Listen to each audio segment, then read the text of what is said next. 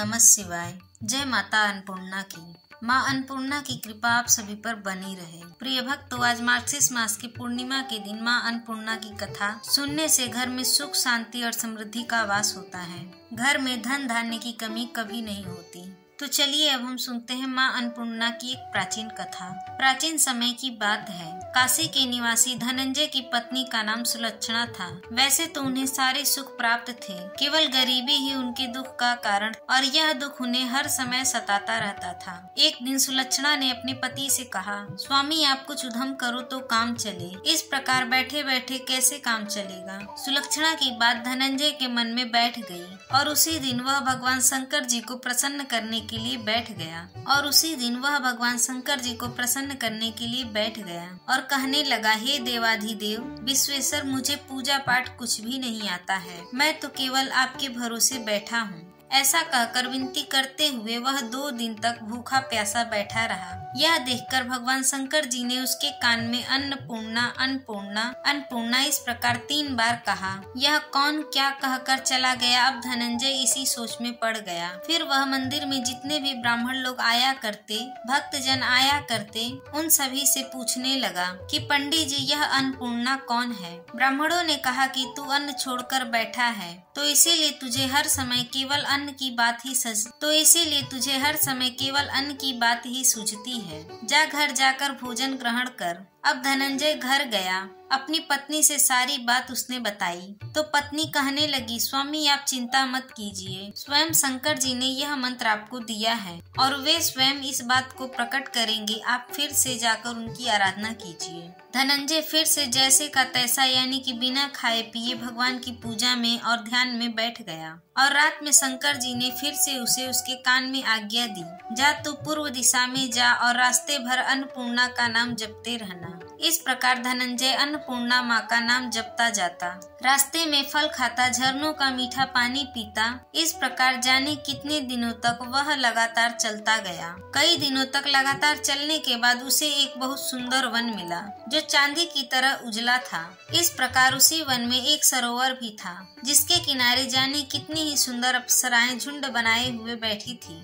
उनमें से एक कथा कहती और सब माँ अन्नपूर्णा माँ अन्नपूर्णा माँ अन्नपूर्णा इस प्रकार बार बार कहा करती। वह अगहन यानी कि मार्गशीर्ष का महीना था। वह अगहन महीने की उजियारी रात थी और उसी दिन से ही व्रत का प्रारंभ था। जिस शब्द की खोज करने वह निकला था, धनंजय को उसे वही शब्द वहाँ भी सुनने को मिला। अब धनंजय ने हिम्मत जुटाकर उन सभी देवियों के पास जाकर पूछा कि हे देवियों, यह आप क्या कर रही हैं। तब उन सब ने कहा, हम माँ अन्नपूर्णा का व्रत करती हैं। तब धनंजय ने पूछा कि इस व्रत को करने से क्या मिलता है, इस पूजा का विधान क्या है, क्या किसी और ने भी इस व्रत को किया है, इस व्रत को कब किया जाता है, कैसे किया जाता है, इसकी क्या विधि है, कृपया आप सभी मुझसे भी बताइए। तब वे कहने लगी कि इस व्रत को सब कोई कर सकता है। 21 दिन तक के लिए 21 गांठ का सूत लेना चाहिए। अगर 21 दिन व्रत ना कर पाए तो केवल 1 दिन भी उपवास कर सकते हैं। अगर 1 दिन भी उपवास करना संभव ना हो तो पूर्णिमा के दिन केवल कथा सुनकर प्रसाद ही ग्रहण कर लेना चाहिए। कथा सुनने से पहले कुछ भी ग्रहण ना करें, निराहार होकर कथा को कहें। कथा सुनने वाला अगर कोई ना मिले तो अपने सामने पीपल के पत्तों को रखकर या सुपारी या फिर ग्वार पाठे के वृक्ष के सामने बैठकर या दीपक जलाकर या फिर सूर्य, गाय या तुलसी जी या महादेव जी को बिना कथा सुनाए मुख में दाना ना डालें। अगर भूल से कुछ मुंह में चला भी जाए तो फिर 1 दिन का उपवास फिर से करें। व्रत के दिन क्रोध ना करें, झूठ ना बोले। धनंजय बोला, इस व्रत को करने से मुझे क्या मिलेगा। तब वे देवियां कहने लगी कि इसको करने से अंधों को आंखें मिल जाती हैं, लूलों को हाथ मिल जाता है, निर्धन के घर धन का भंडार भर जाता है, बांझ को संतान मिल जाता है, मूर्ख को विद्या मिल जाती है और जो भी जिस भी कामना से इस व्रत को करता है माँ अन्नपूर्णा उसकी सब इच्छाएं पूर्ण करती हैं। तब धनंजय कहने लगा कि बहनों, मेरे पास भी धन नहीं है, विद्या नहीं है, कुछ भी तो नहीं है, मैं तो दुखी ब्राह्मण हूँ। क्या मुझे इस व्रत का डोरा दोगी। तो देवियां कहने लगी, हाँ भाई तेरा कल्याण हो, हम तुझे डोरा देंगे, ले इस व्रत का डोरा। फिर धनंजय ने वह डोरा लेकर व्रत पूर्ण किया।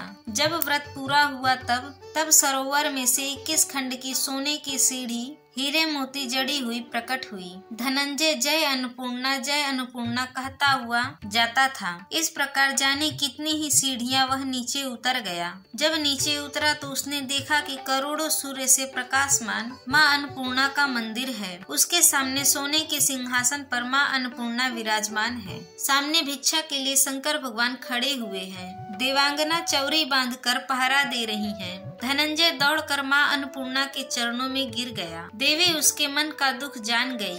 धनंजय कहने लगा, माँ आप तो अंतर्यामी हो, मैं आपको अपनी दशा क्या बताऊं। माँ कहने लगी, तू मेरा व्रत किया है, जा संसार तेरा सम्मान करेगा। तब माँ अन्नपूर्णा ने धनंजय की जवा पर बीज मंत्र लिख दिया। अब तो उसके रोम रोम में विद्या प्रकट हो गई। इतने में ही धनंजय ने देखा कि वह तो अपने घर के सामने खड़ा है। अब वह घर आ गया। माँ अन्नपूर्णा का वरदान अपने साथ लेकर आया। अपनी पत्नी से उसने सारी बात कही। माँ अन्नपूर्णा की कृपा से उसके घर में सुख और संपत्ति का धन का भंडार भर गया। छोटा सा घर बहुत बड़ा हो गया। जैसे शहद के छत्ते में सैकड़ों मधुमक्खियां जमा होती हैं, उसी प्रकार अनेक सगे संबंधी घर आ आकर उसकी तारीफें करने लगे। इतना धन और इतना बड़ा घर, सुंदर संतान नहीं तो इस कमाई का कौन भोग करेगा। सुलक्षणा की कोई संतान तो है ही नहीं, इसीलिए तुम दूसरा विवाह कर लो। मन ना होते हुए भी धनंजय को दूसरा विवाह करना पड़ा और सुलोचना को सौतन का दुख उठाना पड़ा।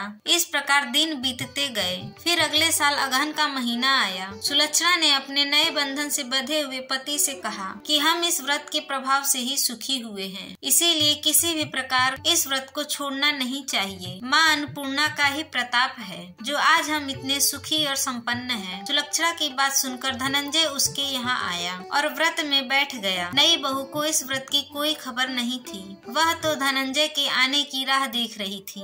दिन बीत गए और व्रत को पूरा होने में केवल 3 दिन ही बाकी थे कि नई बहू को खबर मिली। अब उसके मन में ईर्ष्या की ज्वाला दहक उठी। सुलक्षणा के घर वह आ गई और उसने आते ही वहाँ भगदड़ मचा दी। वह गुस्सा करती हुई धनंजय को अपने साथ ले गई। नए घर में धनंजय को थोड़ी देर के लिए नींद आ गई। इसी समय नई बहू ने उसके हाथ में बंधा हुआ सूत तोड़कर आग में फेंक दिया। अब तो माँ अन्नपूर्णा का क्रोध जाग उठा। घर में अचानक आग लग गई। सब कुछ आग में जलकर खाक हो गया। सुलक्षणा जान गई और फिर पति को अपने घर ले आई। उधर नई बहू रूठ कर अपने पिता के घर जा बैठी। पति को परमेश्वर मानने वाली सुलक्षणा बोली, नाथ घबराना नहीं, माँ की कृपा तो अलौकिक है। माँ की कृपा तो अलौकिक है। पुत्र कुपुत्र हो जाता है, लेकिन माँ कुमाता कभी नहीं होती। अब आप श्रद्धा और भक्ति से माँ अन्नपूर्णा की आराधना शुरू कर दो।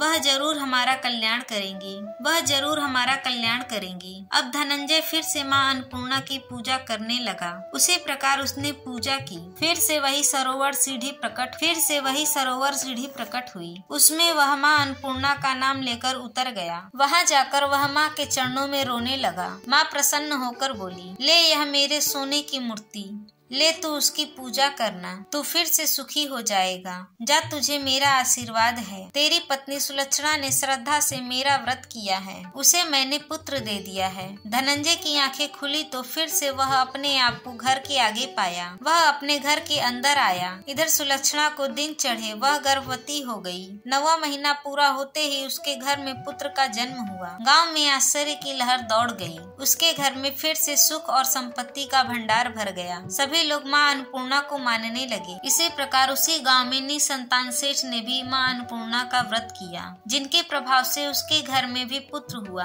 तब उसने माँ अन्नपूर्णा का विशाल मंदिर गांव में बनवा दिया। उसमें माता जी धूमधाम से पधारी। यज्ञ करवाया गया और धनंजय को उसी मंदिर के आचार्य का पद दे दिया गया। धनंजय को जीविका चलाने के लिए मंदिर की दक्षिणा और रहने के लिए बड़ा सुंदर सा महल मिल गया। अब धनंजय अपनी पत्नी और अपने पुत्र के साथ वहाँ आराम से रहने लगा। माता जी की चढ़ावे में भरपूर आमदनी होने लगी। उधर नई बहू के पिता के घर डाका पड़ गई। सब कुछ लुट गया और वे गरीब हो गए। भीख मांगकर पेट भरने लगे। सुलक्षणा ने सुना तो उन्हें बुलावा भेजा। उन्हें अलग घर में रख लिया और उनके अन्न और वस्त्र का प्रबंध किया। धनंजय, सुलक्षणा और उसका पुत्र अब माँ अन्नपूर्णा की कृपा से बड़े आनंद से रहने लगे। माँ अन्नपूर्णा जैसे आपने उसके घर के भंडार को भरा, वैसे ही सबके घर को भरा। भरना। इस कथा को कहने, सुनने तथा हुंकार भरने वाले के घर में कभी भी अन्न धन की कमी ना रहने देना। तो प्रेम से बोलिए माँ अन्नपूर्णा मैया की जय। तो प्रेम से बोलिए माता अन्नपूर्णा की जय।